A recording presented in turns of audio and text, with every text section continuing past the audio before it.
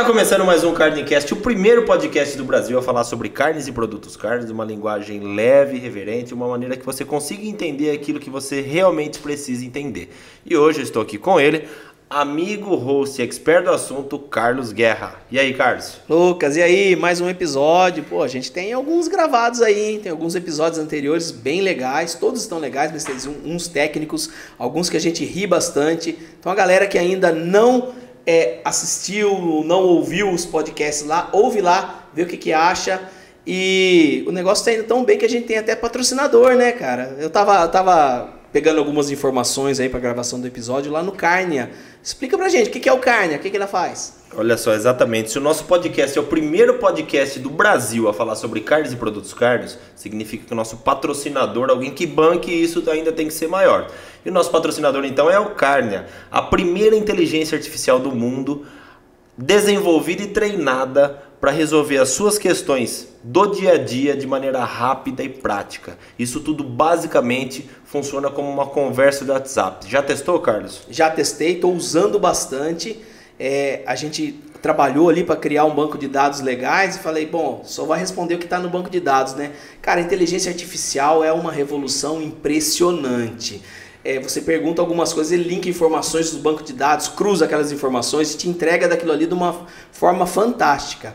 Cara, ela entrega as respostas técnicas, respostas difíceis, respostas do dia a dia, respostas relacionadas a processo, respostas relacionadas à legislação com uma precisão impressionante. Testa lá, você vai gostar. É bem legal. Exatamente, é uma inteligência artificial, então ela vai muito em equilíbrio aquilo que você pergunta. Se você quer uma resposta mais técnica, você precisa fazer uma pergunta mais técnica. Se você quer uma pergunta mais genérica, você precisa você precisa fazer uma pergunta mais genérica. Então, ela vai ponderar qual a profundidade da sua pergunta e devolver isso de acordo com aquilo que você solicitou. Todo podcast eu falo isso. Desafio você a colocar aí, adicionar o número da carne no seu WhatsApp e fazer uma pergunta para a carne e fazer uma pergunta para o Google. Vamos ver qual pergunta vai ter o maior nível de acuracidade de acordo com aquilo que você está buscando. Carne, a revolução inteligente no frigorífico. Então, hoje, não diferente, outra coisa que eu vou falar para você. A primeira é adicionar a carne aí e ver o que vai fazer. A segunda comenta aqui na descrição do vídeo, aqui na parte dos comentários, eu quero. Isso significa que você vai ser um dos selecionados para participar aqui conosco de uma gravação de um podcast. Você que acompanha, você que gosta, você que interage. Digita aí, eu quero, que nós vamos fazer uma seleção das pessoas que comentarem isso para trazer aqui para gravar com a gente. Então, esse é o segundo recado de hoje. Hoje não diferente, nós estamos aqui mais uma vez com o vinho, mas hoje foi coincidência porque a convidada também gostava de vinho e exigiu um tipo específico de uva. Nós atendemos parcialmente esse tipo específico de uva porque o sommelier que é quem dá a letra do negócio. Não é assim, chegou, vai mandando e vai obedecendo. Não, cada coisa no seu tempo. Então, o que é que nós estamos bebendo aqui hoje e por que nós estamos bebendo isso?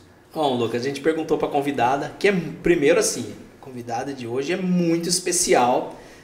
Você vai apresentar aí, vai ler o currículo e eu vou ficar nesse episódio basicamente de sommelier mesmo. Eu não sei porque a garrafa está longe de mim, mas eu vou deixar a garrafa próxima de mim aqui, porque eu só vou ficar bebendo vinho e apreciando o episódio, porque esse vai ficar bem especial. Então ela falou que gostaria de beber vinho, a bebida preferida da uva Cabernet. Então assim, como o episódio de hoje é um episódio que a gente vai falar de um tema mais comercial, de um tema de suprimentos, de um tema mais amplo dentro da indústria frigorífica, eu fui buscar um vinho de Bordeaux, que é uma região talvez a mais conhecida no mundo do vinho, que na sua margem esquerda tem um corte que majoritariamente é Cabernet Sauvignon, usa outras uvas, basicamente ali Merlot e Cabernet Franc, mas a primeira ali é Cabernet Sauvignon. Esse vinho ele tem a característica de Cabernet Sauvignon. Dentro das sub-regiões de Bordeaux, você tem o Médoc ali, que é uma região que produz vinhos de muito boa qualidade. Bordeaux você encontra, acho que todo mundo já tomou um vinho de Bordeaux. Você encontra no mercado ali, nas prateleiras da França ali, um monte de Bordeaux. E por que esse vinho ele ficou muito famoso? Basicamente, primeiro pela localização. ele está ali próximo ao mar, o mercado comprador da época que importava muito vinho era Inglaterra, então era mais fácil sair, então era mais fácil produzir o vinho em Bordeaux e mandar para lá. E hoje, um dos grandes apreciadores do Bordeaux, até tem um ditado que diz que todo negócio na China é blindado com um vinho Bordeaux. E assim, a gente não tem como falar de suprimentos, falar de compras relacionadas a frigorífico, sem falar pelo consumo, pelo que a China produz e como que fecha um negócio na China. A gente vai falar disso ao longo do podcast, como que fecha um negócio blindando com um Bordeaux. Então, ao final do episódio, a gente fecha blindando com um Bordeaux. Por isso que a escolha acho que foi boa, a gente aprovou o vinho. Opa. O vinho é legal, agradou a convidada, obrigada. Nos agradou também. Muito boa escolha. Você gosta muito bem de um Bordeaux e a gente vai gravar um episódio descontraído, vocês conversam e eu fico bebendo vinho aqui, quietinho no meu canto. Nada mal. Então, eu vou apresentar aqui agora um rápido currículo da convidada. Eu confesso que tem basicamente, minha carreira é curta, mas tem basicamente 5 pessoas que eu aprendi muito. O Carlos, o André, o Richard, meu pai, e a quinta delas é a que está aqui, que ensinou a ter uma visão mais sistêmica, de entender e ponderar mais as coisas.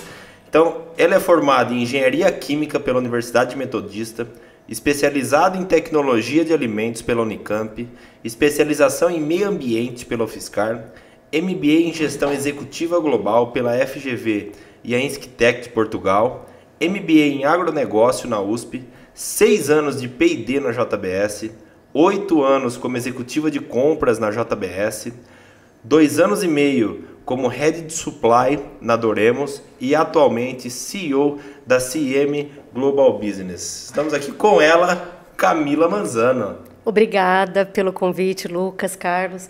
É um grande prazer e realmente algo muito interessante para mim neste momento de carreira. Obrigada. Não, e realmente é um prazer receber você aqui. Na verdade, é uma honra para a gente, né? Receber um peso desse aqui. Isso vai ser difícil até carregar o podcast com um peso de currículo desse. Não só de currículo, porque não só no papel a gente consegue acumular título ali, mas é muito contingente. Na verdade, é mais forte ainda o seu lado profissional do que propriamente o currículo. Então, é realmente um prazer estar aqui. E a ideia é que você conte para nós um pouco como é que foi sua história. Nós falamos aqui de um monte de título, um monte de coisa acumulada, mas como que foi, como que é a jornada, como que isso está hoje, como que você chegou nessa conclusão, vou sozinha, vou montar uma equipe, vou melhorar o mercado, existem muitas possibilidades, existem muitas oportunidades, as crises elas são sazonais.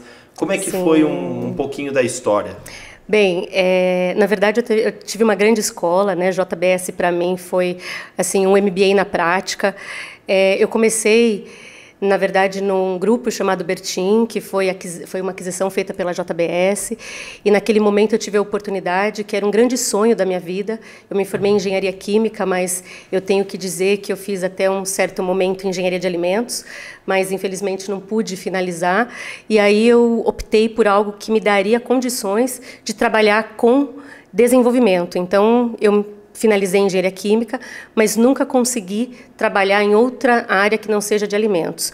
Então, eu entrei dentro desse grupo com o objetivo de ir para a área de pesquisa e desenvolvimento, consegui fazer, né, um trabalho e fiquei pouco tempo dentro da JBS na área de cárneos, né, em P&D, quando eu tive a grande oportunidade de ir para a JBS dos Estados Unidos, né, dentro da área de pesquisa e desenvolvimento de frango. Então, eu tive uma participação, né, uma passagem pela indústria de cárneos, né, de carne em si, e depois eu fui para a JBS dos Estados Unidos trabalhar com frango na Pilgrim's Pride.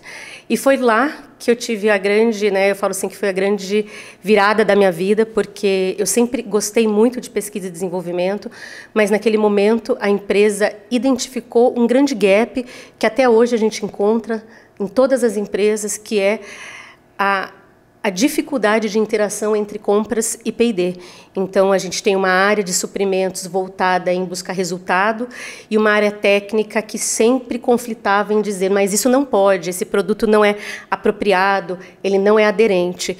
E aí, o CFO dessa empresa na época, André Nogueira, que eu tenho assim hoje uma grande, eu falo que ele de fato foi uma decisão e mudou a minha vida, foi um divisor de águas. Ele me deu a oportunidade naquele momento que eu de fato não assimilei, de ir para a área de compras. Então ele entendeu que um bom comprador de ingredientes tinha que ser uma pessoa técnica, ou seja, que falasse de igual a igual com o departamento de P&D, que entendesse, que buscasse as oportunidades reais, né, e que também pudesse fazer pesquisa e desenvolvimento. Então, a princípio, realmente foi um grande choque, porque nós temos diferentes perfis quando você fala de áreas de negócio e áreas de pesquisa e desenvolvimento. E naquele momento eu, de fato, tinha entendido que, poxa, será que é uma grande oportunidade? E, com o passar do tempo, eu falo que eu chancelei que, realmente, a interação entre a área de P&D e compras, se houver, você potencializa resultado. E aí, nessa passagem, eu fiquei, então, como responsável de compras de ingredientes da JBS dos Estados Unidos por um período, e quando a JBS fez a aquisição da Seara no Brasil, fez um convite para eu retornar, e eu, que já tinha como objetivo de vida voltar ao Brasil, eu aceitei esse convite. Foi um desafio também, porque eu vim, na verdade, montar uma área, né, de compras de ingredientes, no momento em que a JBS estava fazendo aí toda uma movimentação de centralização de compras corporativas, e foi onde eu passei aí uma grande parte, né, aí da minha expertise, da minha experiência em compras de ingredientes em um grande grupo, né, com uma responsabilidade aí bem grande. Então, e neste contexto, né, eu também tive uma grande oportunidade, que também foi, ao meu ver, para mim um divisor de águas, foi quando eu tive a decisão de mudar um pouco o percurso, né? Eu passei grande parte da minha vida numa grande empresa e como na verdade, como executiva de compras, e naquele momento eu entendi que eu precisava não apenas ser generalista, mas eu gostaria de mais desafios. Eu tenho um lema que eu falo, eu sou movida a desafios e apaixonada por pessoas.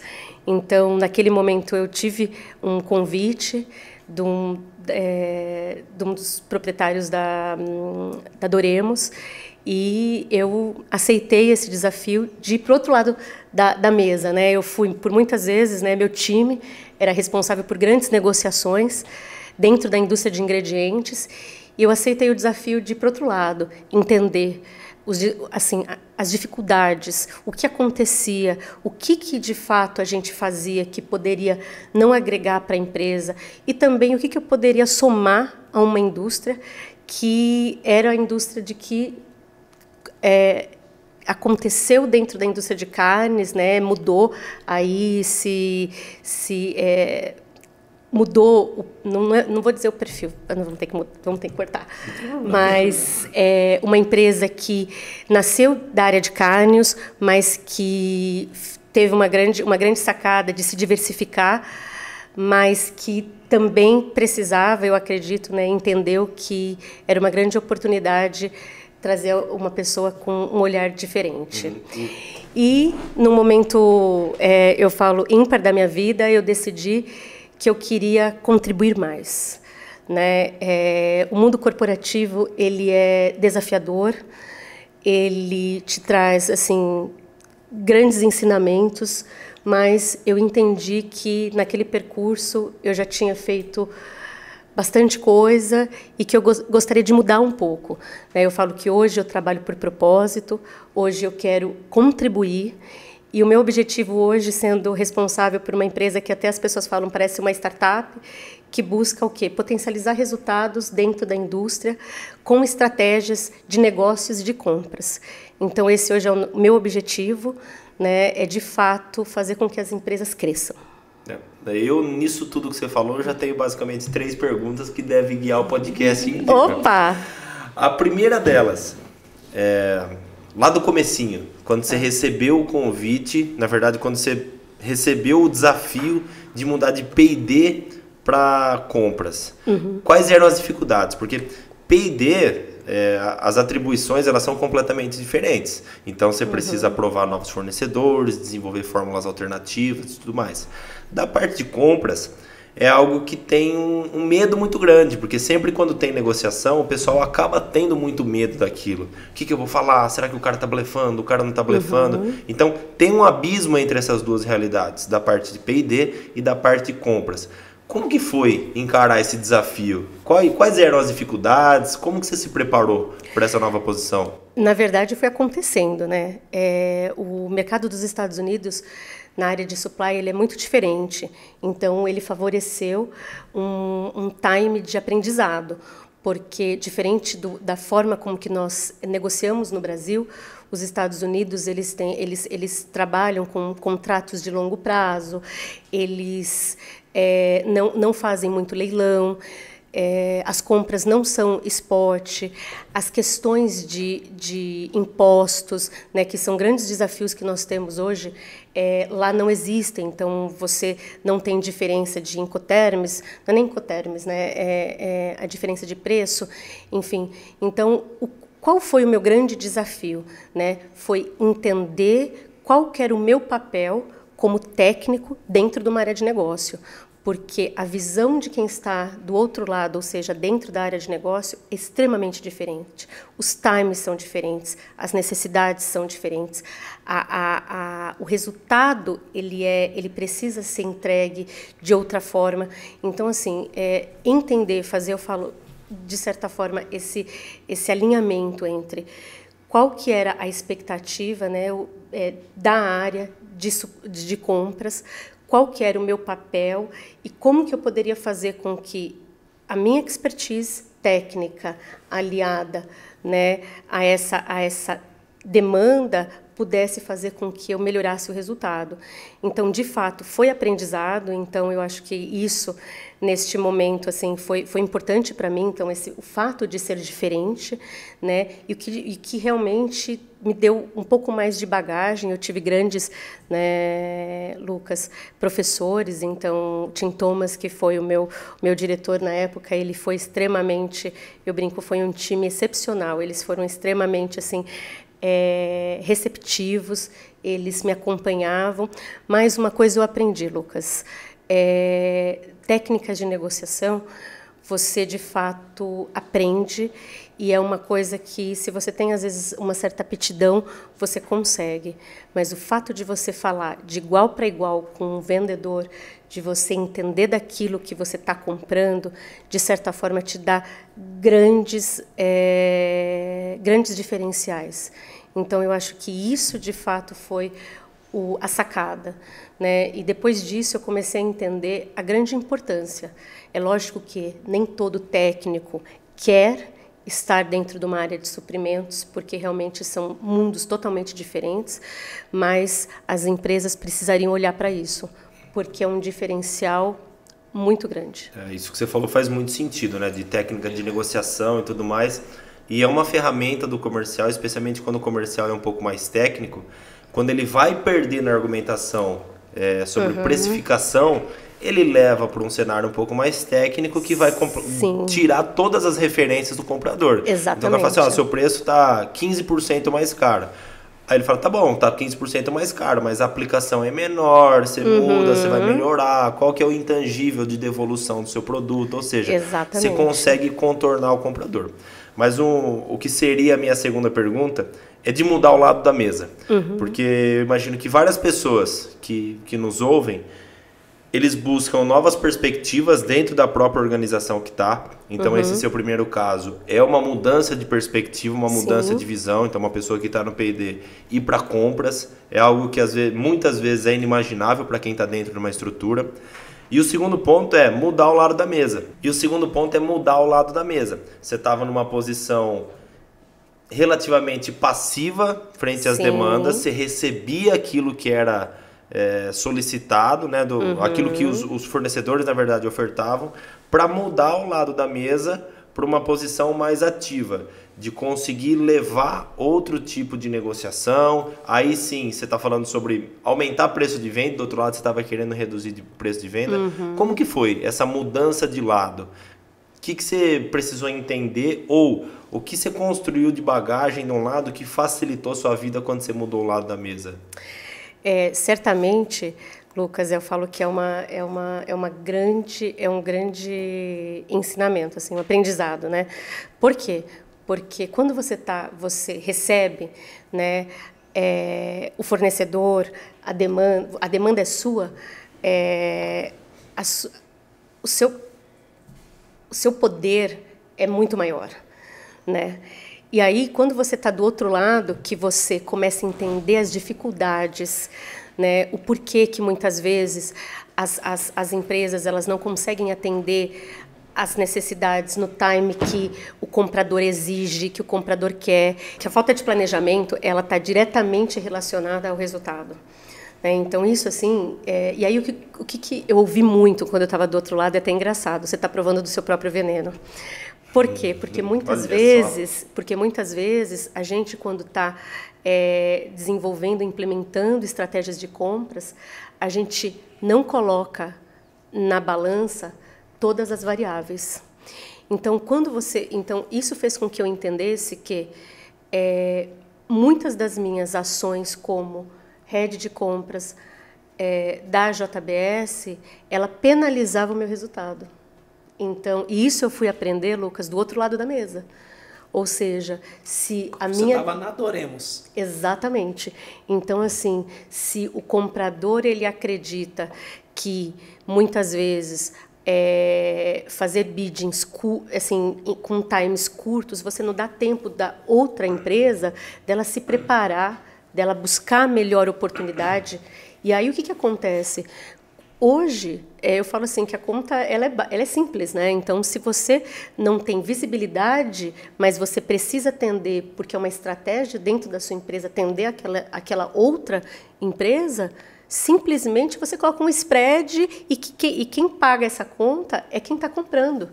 Então, assim, a gente aprendeu que muitas vezes, quando você faz um bidding de um certo volume e você direciona esse volume para um mercado X, você inflaciona, porque quem está lá no outro mercado, ele não está entendendo que adoremos, que outras empresas estão cotando por um único volume. Ela está entendendo que essa demanda, poxa, o que aconteceu no Brasil?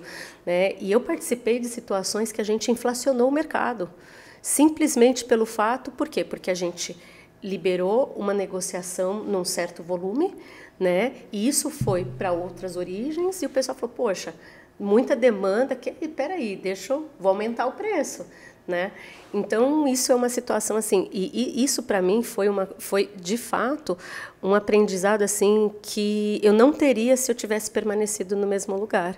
Então, hoje eu revejo muitas estratégias que eu fiz, né, que o meu time fez, e até como responsável de uma área de compras, de uma área de ingredientes, o que a gente poderia melhorar entendendo como que está o mercado e a empresa em si. Então, vou dar até um exemplo, acho que vai ficar mais fácil.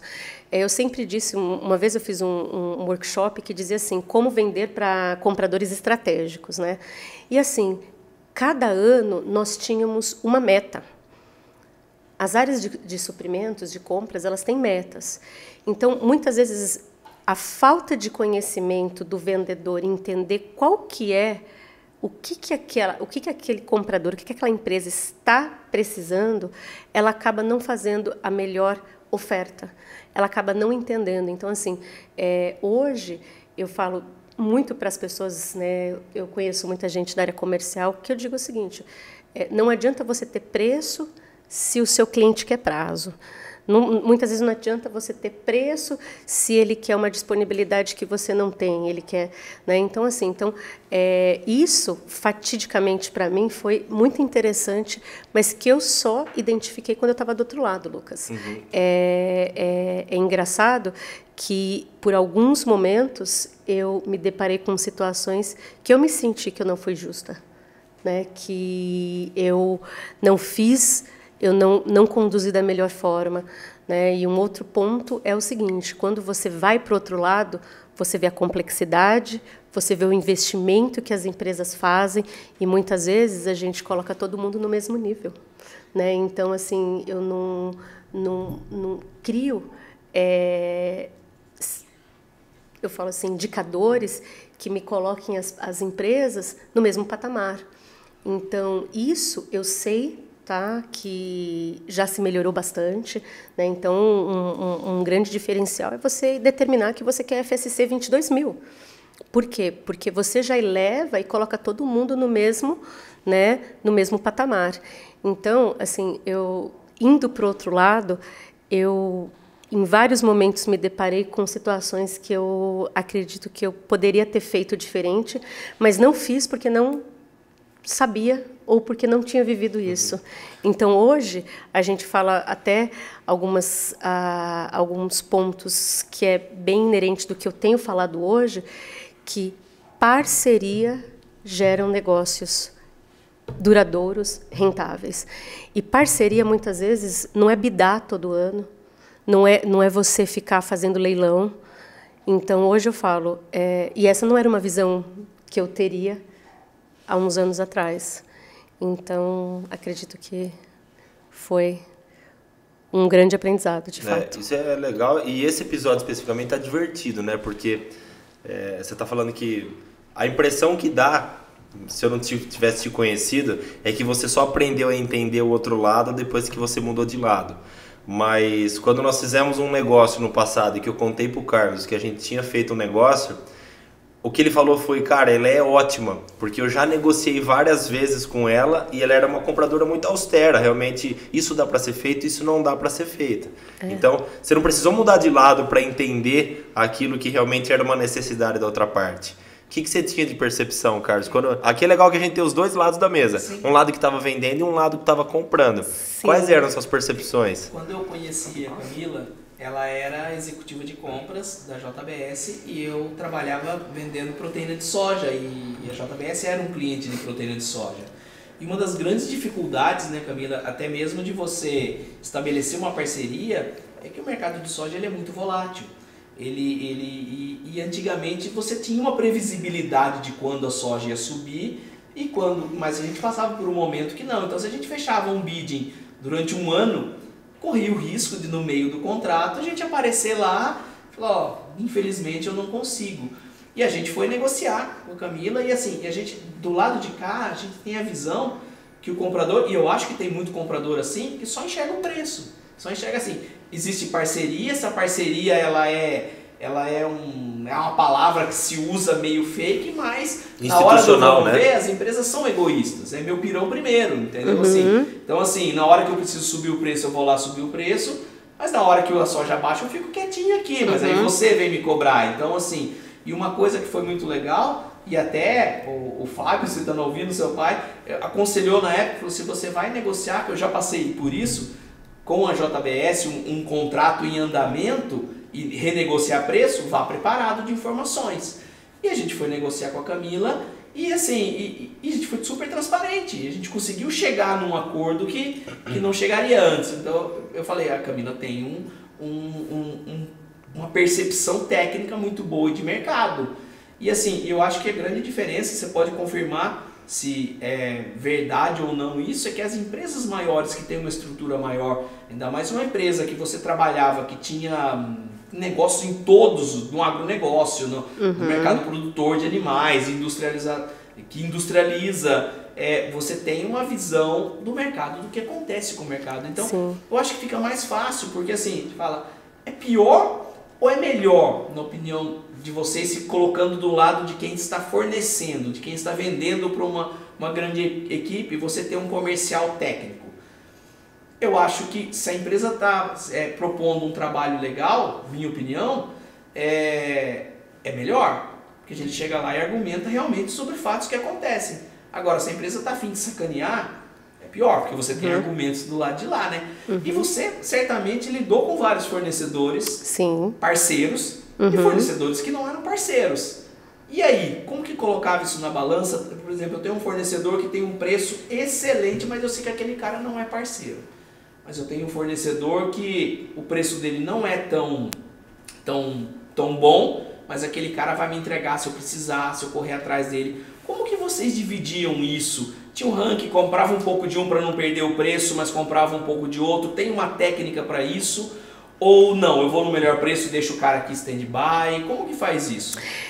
Olha, essa é uma grande pergunta. Por quê? Porque tudo depende.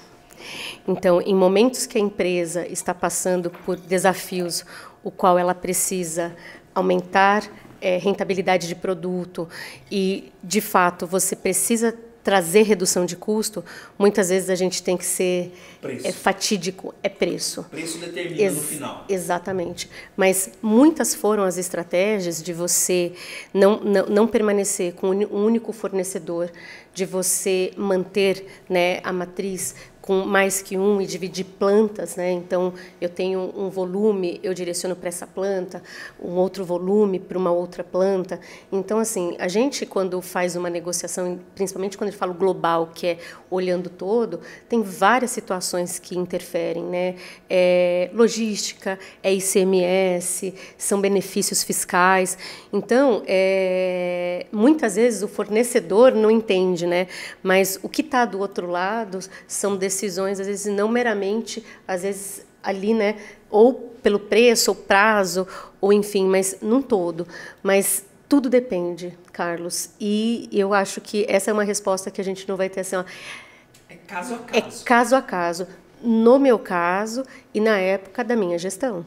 Eu acho que isso é importante. Você comentou, eu até agradeço, porque realmente eu tive esse feedback seu e conhecer o Carlos do outro lado da mesa também foi uma grande satisfação e surpresa, né? Porque muitas vezes quando você vê um fornecedor, você não entende, né, necessariamente que ele tem o background dele, o quanto ele entende tecnicamente. Você me falou, né? Nossa, o Carlos sabe bastante, né? Nossa, né? Então, realmente. E isso é uma coisa que assim eu tenho construído, Lucas e Carlos, na minha trajetória, né?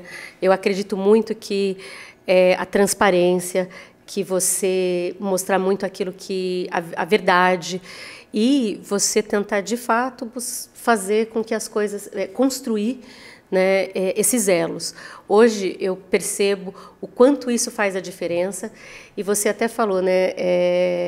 Tem empresas, a gente assim, por mais que empresas grandes tenham aí um poder de compra, as grandes empresas também sofrem, né, com outras empresas, por N situações. Outras variáveis. Né? São outras variáveis. Vai entregar, isso, vai cumprir com aquilo que está ali. Exatamente. Então, assim, eu acredito que é um ponto de atenção. O que é que está fazendo sentido naquele momento? Eu passei por muitas situações assim bem diferentes em que as decisões foram muito... Se você fazer uma análise, às vezes quem olha de fora fala, não, mas como você tomou essa decisão? Mas por quê? E aí por trás tinham outras necessidades variáveis. Uhum. Mas é desafiador. Mas você falou de priorizar, e aí, mudando de assunto, como você trabalhou em P&D e no comercial, essa é uma grande dúvida. Por exemplo, eu trabalho com condimentos, o meu contato é maior com o P&D.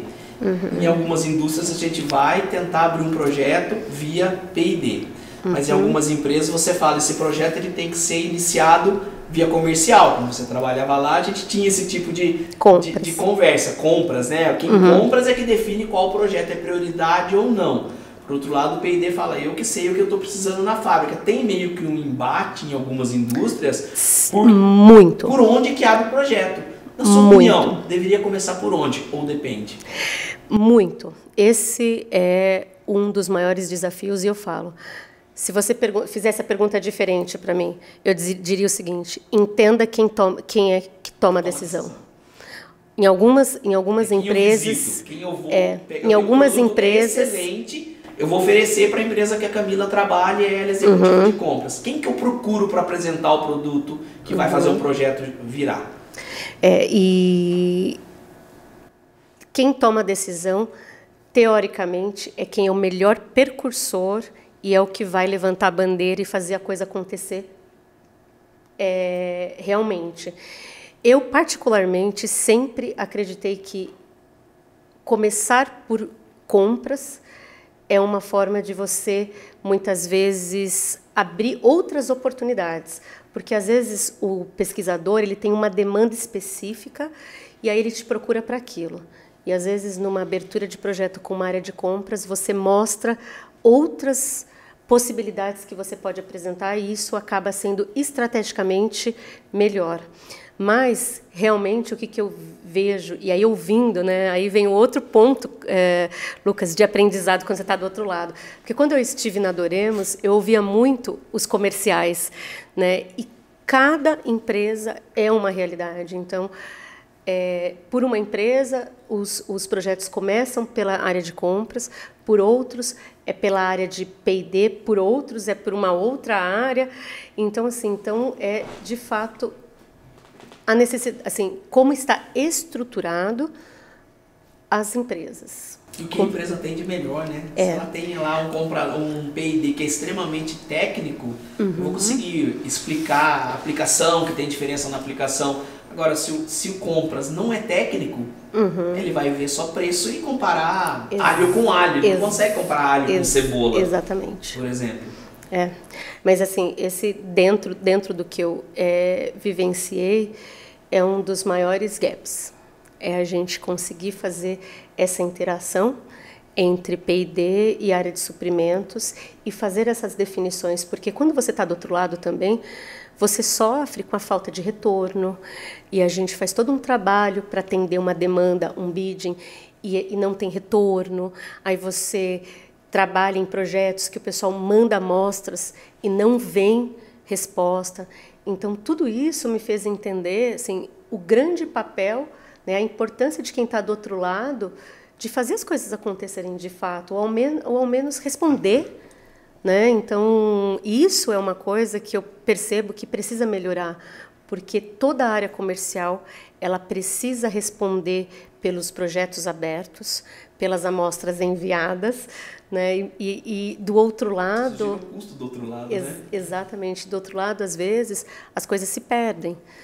Por quê? Porque tem muita demanda, não tem mão de obra suficiente. Então, esse eu acredito que é um ponto a melhorar, que, se for estruturado, pode trazer melhores resultados. Eu gosto muito dessa parte de estratégia, né? E até desde quando você contou da história e tudo mais, eu admiro muito o posicionamento eu não me lembro o nome do cara da Doremos que fez a proposta. Augusto. O Augusto. Da estratégia dele de escolher uma profissional que estava do outro lado para mudar de lado.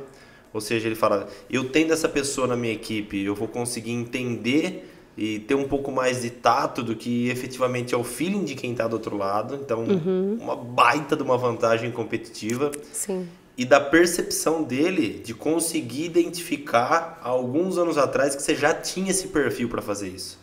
Então o posicionamento dele foi fantástico, fantástico. Uma sacada, uma percepção impressionante, muito boa, muito boa. Mas falando de dias atuais, porque se a gente pensar, uma característica sua é coragem, né? Porque você estava na JBS, a maior produtora de proteína animal do mundo, você resolveu mudar para Doremos, uma empresa muito grande que fornece muito ingrediente para diversos segmentos a nível nacional, eventualmente acho que até internacional. Sim, também. Eles têm exportação. Uma empresa muito sólida, muito robusta, muito grande, estável em teoria, apesar de achar que estabilidade não existe, mas muito estável. Mais uma vez você resolveu mudar e empreender. E falar, eu quero ajudar mais gente, eu quero fazer mais coisas, eu acho que eu consigo contribuir ainda mais. Como que foi essa tomada de decisão? É uma característica que eu vivi, que eu sempre acreditei que quando a gente está envolvido nas rotinas operacionais, a gente não tem condições de pensar fora da casinha, né, e buscar estratégia. E, certamente, a rotina ela acaba fazendo com que você não consiga evoluir. Um robô, né? Sim, e aí eu falo que a todo momento, para quem conhece a área de compras, é uma área extremamente dinâmica, é uma área que você a todo momento está fazendo em busca de alguma coisa que aconteceu, que deixou de acontecer. E aí eu entendi que para eu conseguir potencializar e efetivar aquilo que eu acreditava, eu precisava estar fora da rotina. Não estar vivenciando aquele dia a dia conturbado, que foi para mim foi um momento que eu acredito não é nem aprendizado, Lucas, mas quando você passa anos, né, numa rotina que você tem pessoas que você vivencia, né, dia a dia com equipe, quando acabou tudo isso, para mim foi um desafio fazer essa adaptação. Mas hoje, olhando para tudo isso, eu falo que até quando eu fiz a minha última mensagem no LinkedIn, eu coloquei um pouco sobre ressignificar algumas coisas na vida. E nessa trajetória de JBS, de Doremos, eu abri mão de muitas coisas na minha vida pessoal e que eu acho que é muito importante a gente falar sobre isso. E naquele momento que eu entendi que, poxa, eu aprendi, eu consegui contribuir, eu fiz bastante coisa, eu investi na minha carreira profissional, chegou o momento de eu ressignificar. E aí, hoje, eu tenho a possibilidade, primeiro eu falo que eu trabalho por propósito, porque eu quero contribuir, fazer com que as empresas cresçam, e, por outro lado, ter um tempo maior com as pessoas que estão, né, próximas a mim, com a minha família. Então, esse foi o grande, eu falo, gatilho. Eu sempre acreditei que a vida são feita de fases. Eu passei por uma fase na JBS, uma segunda fase na Doremos, e hoje empreender está no meu sangue. Meus pais são empreendedores, eu venho de uma família de empreendedor. Antes até de eu entrar no frigorífico, no Bertin, eu fui empreendedora. Então, eu acredito que assim é algo que faz parte também de mim. É também desafiador, empreender não é fácil, mas nada como você fazer aquilo que você acredita, que você ama, e ter, né,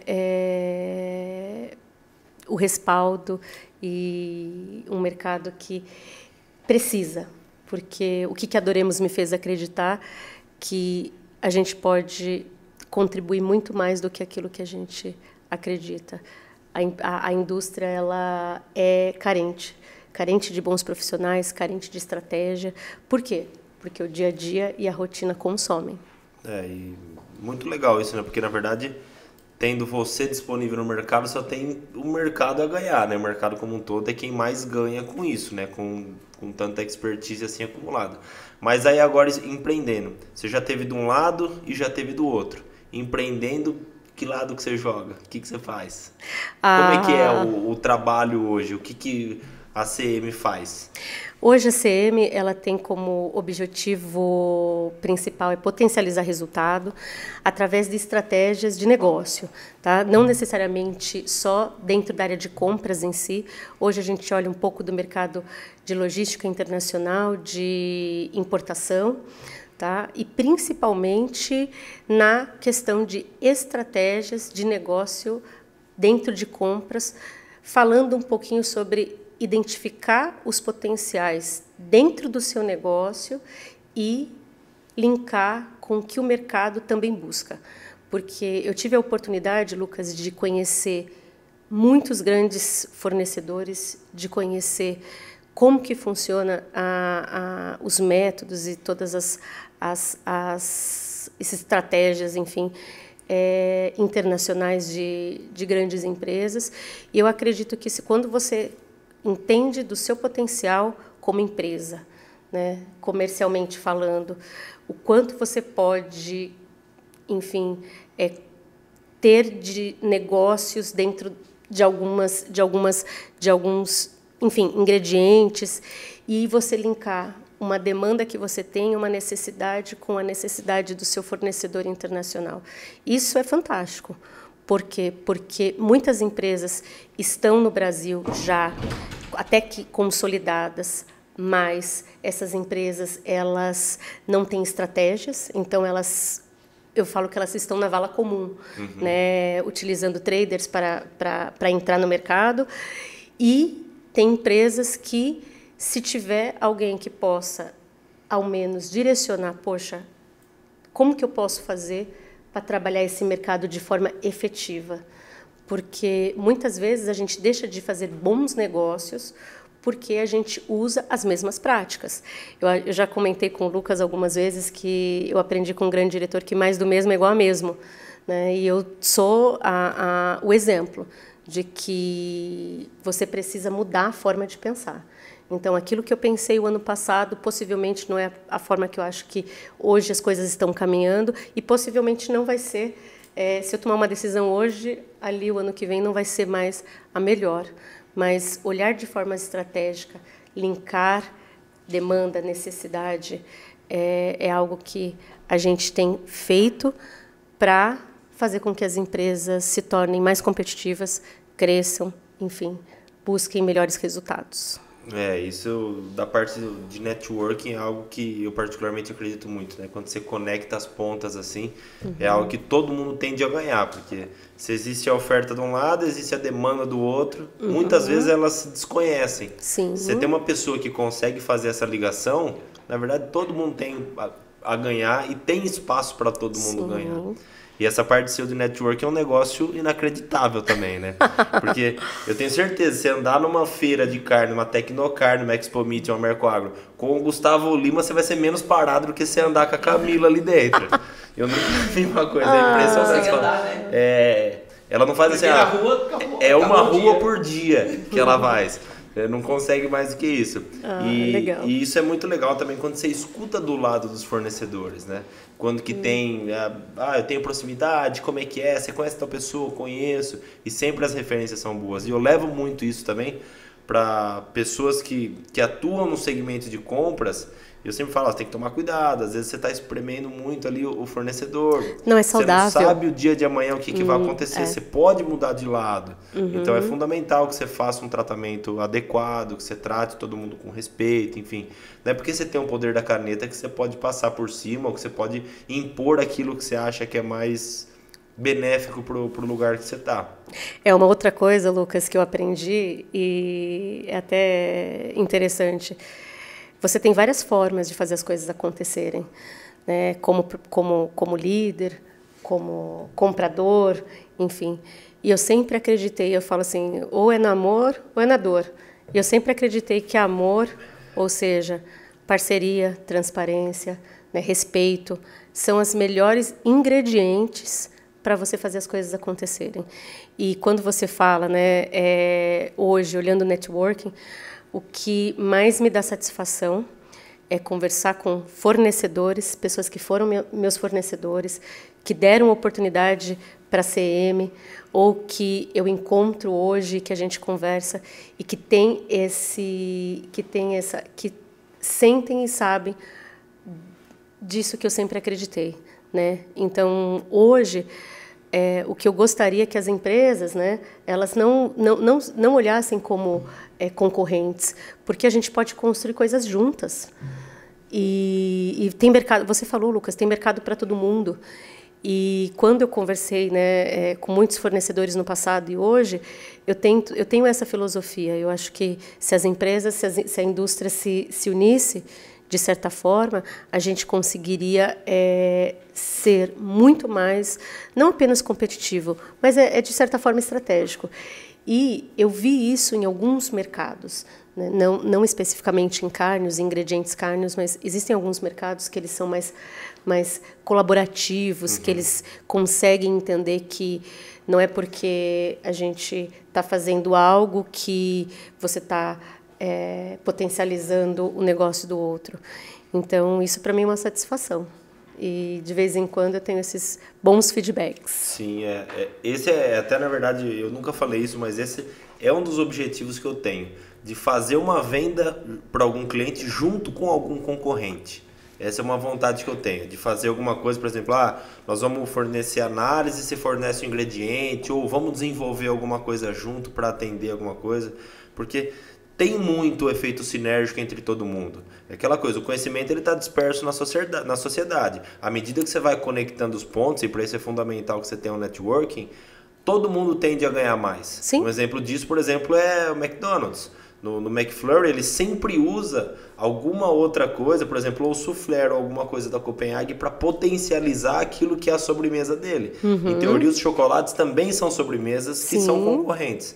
Só que ele usa junto aquilo de maneira sinérgica, eleva o valor, os dois ganham e leva um produto ainda, em teoria, mais agradável, mais palatável para o consumidor. Então, essa é uma das vontades que eu tenho, um dos objetivos que eu tenho, de fazer uma venda junto com algum concorrente e mostrar que não necessariamente se precisa ser concorrente.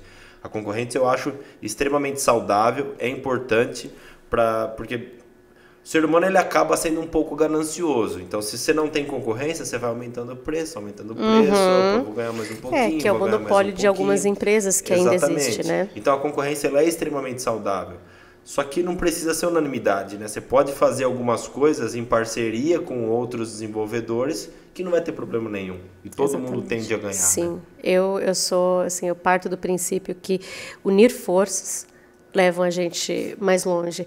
E o que eu percebi também, depois de olhar o mercado de ingredientes de forma assim, de fora, é que os perfis das empresas são também diferentes. E, às vezes, a gente que está do outro lado, a gente não sabe, porque existe também uma falha de comunicação. Então, muitas vezes eu achei que uma empresa vendia algo e, na verdade, nunca vendeu e vendia outro.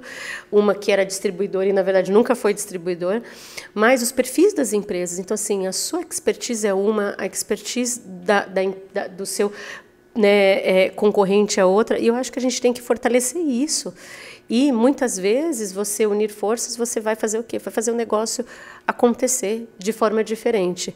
E como eu sou uma pessoa que busca algo diferenciado, é uma coisa que ainda não consegui realizar, Lucas, mas quem sabe?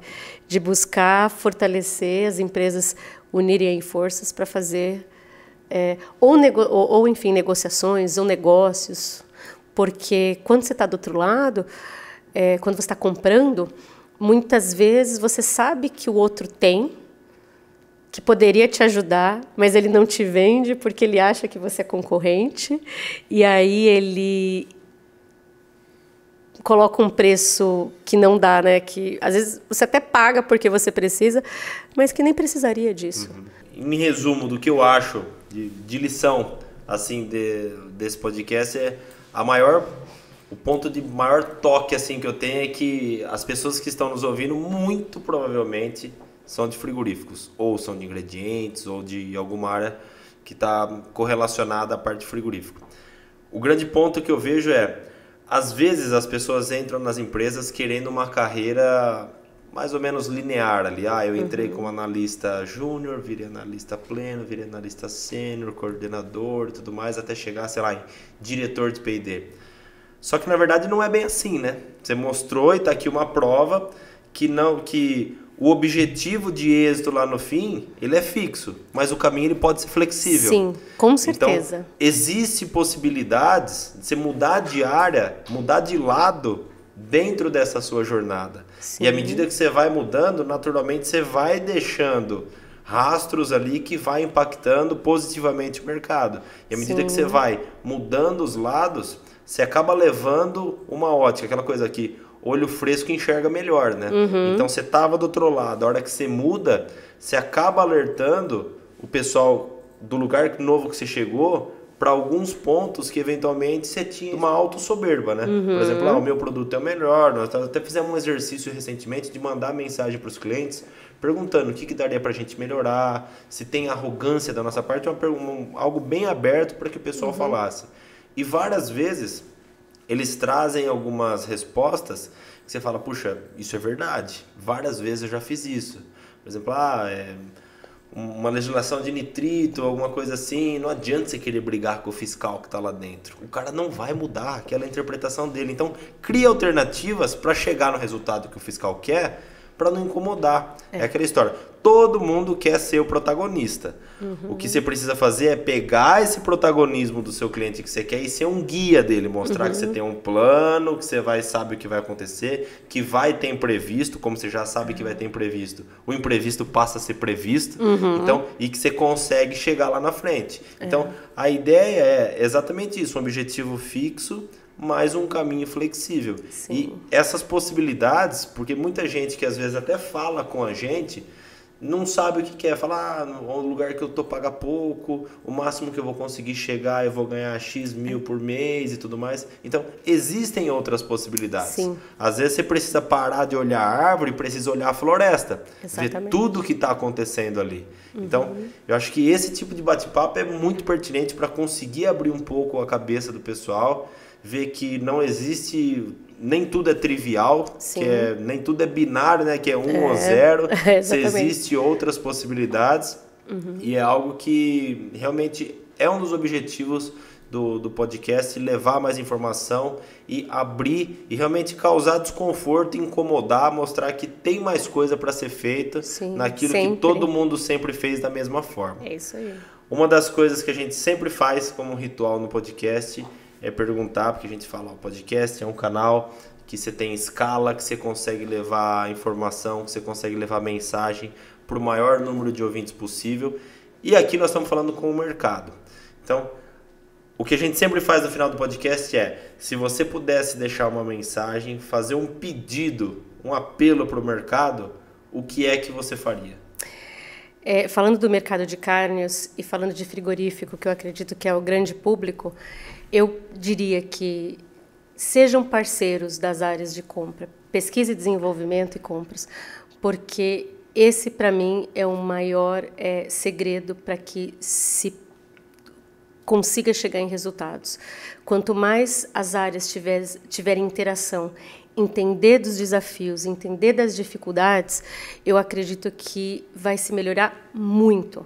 Hoje eu converso muito com empresas, com técnicos, com compras, e ainda existe essa não vou dizer rixa, mas essa questão. Então eu peço para que as empresas enxerguem isso e comecem a fazer projetos compartilhados entre compras e P&D. E eu acredito que é uma grande oportunidade num momento de mercado, o qual os resultados estão complicados, de você melhorar. Muito bom, né? Se você não sabe como fazer isso, a CM te ajuda. Opa! Fala pra gente como que encontra, qual é o contato, como que te acha, essas pessoas que estiverem ouvindo aí quiserem contactar. Bem, como vocês dizem, né, pelo meu networking, o meu contato é o mesmo. Então, muitas pessoas conhecem a Camila Mansano. A gente está já nas mídias sociais como CM Global Business. Então, enfim, pode mandar mensagem. Bem, meu contato continua o mesmo e qualquer coisa dentro do podcast também pode deixar um recado que eu entre em contato. Bom, cara, foi um episódio sensacional, uma aula de integração, de P&D, a gente poderia ficar aqui bebendo, mas o vinho está acabando, né? Então também o podcast tem que encerrar. A gente agradece muito, Camila, a sua disponibilidade, o tempo que essa hora que você passou aqui transmitindo essas mensagens para a gente. A gente sabe o peso e o tamanho que se tem para o mercado, então a gente só tem a agradecer mesmo. Espero que você consiga participar com a gente de muitos episódios, a gente tem muito assunto para falar. Sim. E a casa aqui do Carnicast é sua sempre que você puder vir. Obrigada Lucas, obrigada Carlos. Eu queria até parabenizá-los porque um dos meus grandes sonhos realmente era que a indústria de carne tivesse um olhar diferente, que fomentassem iniciativas, e eu vejo quanto vocês estão fazendo isso com uma inteligência artificial, com um podcast. Vocês estão de parabéns, e o que vocês precisarem pode contar comigo, que eu vou participar, Lucas, de próximas. Quero ver. Então, cheers! Cheers!